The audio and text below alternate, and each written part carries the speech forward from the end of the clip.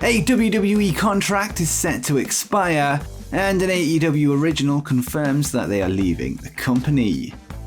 But first, let's go to some free agency news, as a current world champion has been in talks with All Elite Wrestling and Ring of Honor. According to Fightful, there has been assets, likely entrance music, entrance videos or similar, produced within the ROH AEW umbrella, which suggests that the current Ring of Honor world champion Jonathan Gresham is set to work for one or both of the promotions. Of course, Ring of Honor is now owned by AEW president Tony Khan, although no contracts were picked up during the acquisition. Gresham is a free agent after ROH let their contracts expire at the end of last year, but has continued to defend his belt on outside shows. He is also booked to wrestle on the upcoming ROH Supercard of Honor show next month, taking on the other ROH World Champion Bandido in a unification match. It's currently unclear if the pre-Tony Khan card will still be in place when next month rolls around, but it seems that Jonathan Gresham will be part of AEW or ROH plans going forward.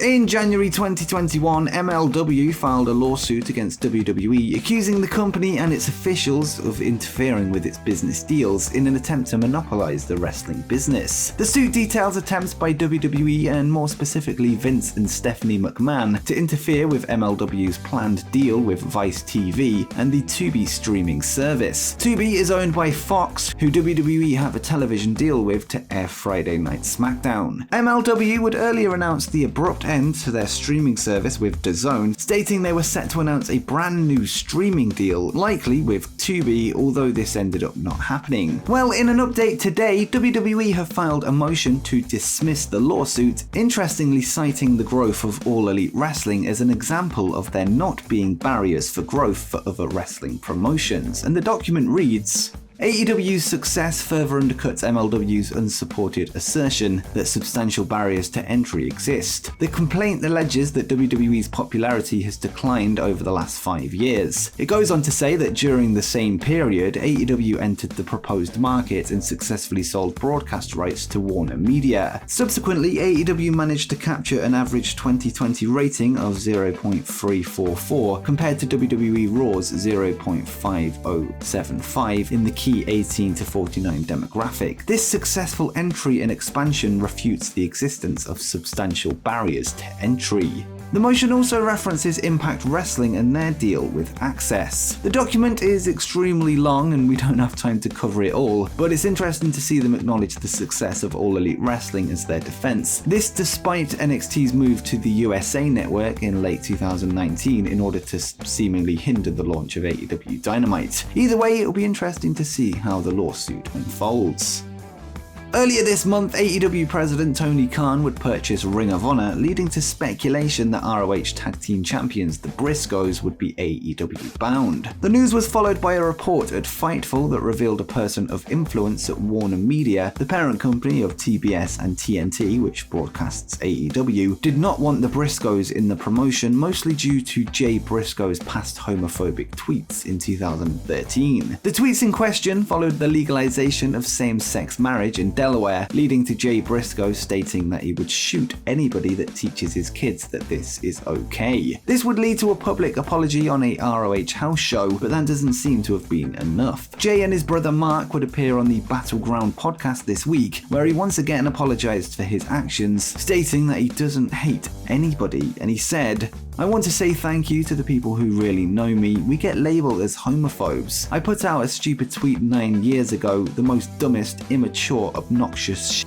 I've ever done. I don't want anybody from any walk of life to feel like they can't care for the Briscoes, because I promise we love everybody. We love everybody and we just want to go out there and be pro wrestlers and give the best match that we can. I said some dumb shit a long time ago. I apologize for it and I'll apologize for it again. It was stupid. I feel like now there are people who look at us like we can't cheer for them because they hate a certain group of people.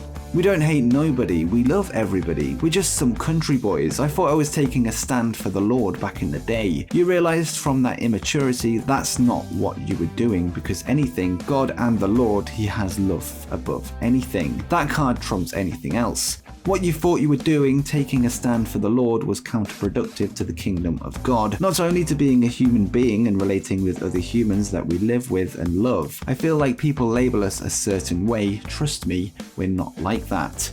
It remains to be seen if this public statement will be enough to convince Warner to change their minds, and the Briscoes' continued involvement with Ring of Honor is still very much up in the air, especially if they begin broadcasting on Warner Media Networks or streaming services. It's worth noting that current AEW TNT champion Scorpio Sky did make homophobic tweets in the past, albeit not quite as violent, with him later apologizing, admitting he was wrong, and he was given a chance in the company. It seems only time will tell if the Briscoes will find a place in ROH and AEW going forward.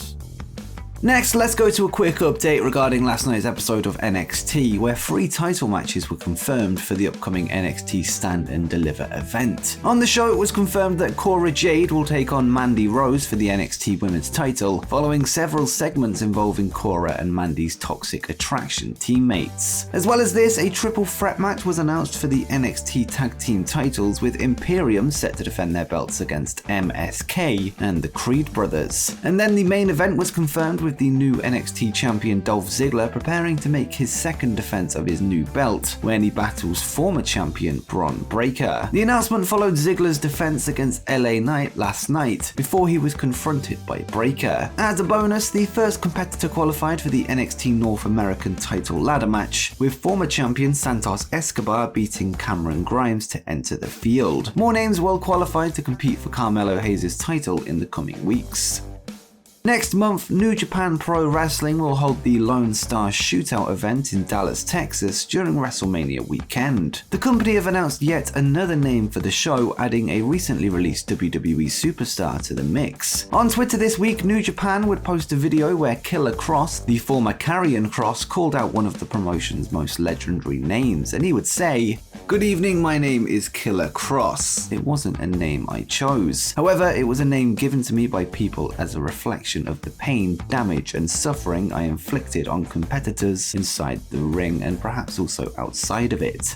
A new beginning is emerging, ladies and gentlemen, and with every new beginning there must be an end. Mr. Suzuki, the king of pro wrestling, it's time for you and I to meet face to face. This begins with you. New Japan Pro Wrestling, tick-tock." So it looks like we're set to see Killer Kross take on Minoru Suzuki at the event, which will take place on Friday, April 1st. It's currently unclear if Kross will be joined by his wife and manager Scarlett Bordeaux, with her not being featured in the video. Since his WWE release on November 4th, Kross has worked several independent shows, most notably for MLW and Warrior Wrestling. He is also booked for the Control Your Narrative tapings on March 31st, the night before his NJPW debut.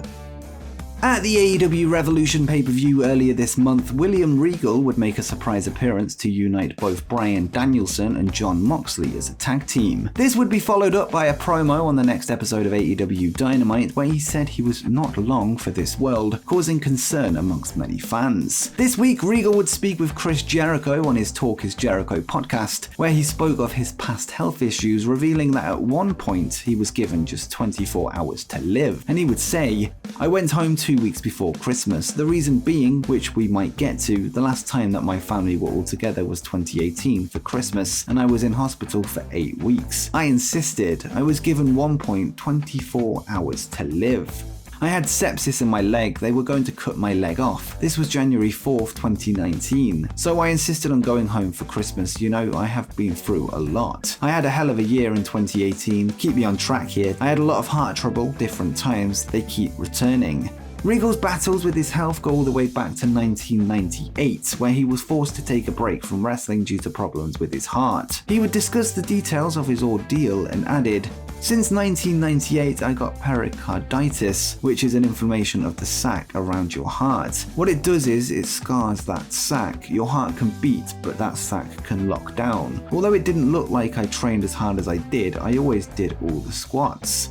Always breathing and always taking the bumps, it kept that from going solid. There's a skin around the heart. Well, I went to India and got really sick and I was off for a year. It came back a few months later and I got really sick." Regal has been a free agent since his WWE release in January 2020, after more than 2 decades with the promotion. He is now back on screen as the manager of the Moxley-Danielson tag team, and it's safe to say that we're lucky to still have him around. He is one of wrestling's real gems, and let's hope he has a long and continued role in AEW both on and off screen.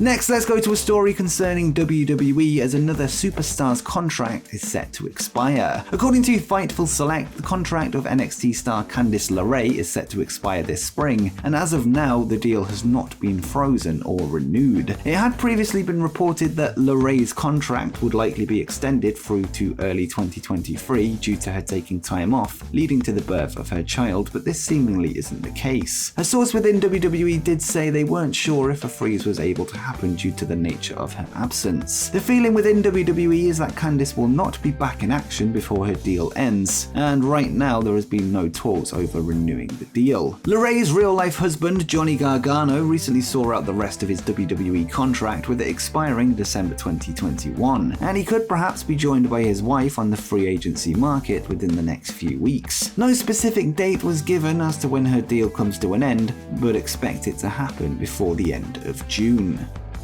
And finally, an AEW original is set to leave after over 3 years with the company. During an interview with Denise Salcedo, Joey Janela would reveal that he will not be renewing his All Elite Wrestling contract, despite expressing an interest in doing so a few months ago. His deal is set to expire on May 1st, 2022, so in just over 1 month's time. Janela has worked just 2 AEW matches this year, both of those on AEW Dark in January. He has mostly been active in GCW, where he has worked 8 times in 2022. It's likely that Janela will continue to work for GCW on a more full-time basis following his AEW departure, with him being a key player on the roster. His AEW career never really took off since signing in January 2019, although he has wrestled high-profile opponents like Jon Moxley and Kenny Omega. With that said, he has mostly been featured on AEW Dark and not so much on television. With AEW's roster having rapidly expanded in recent months, the decision is probably best for both parties.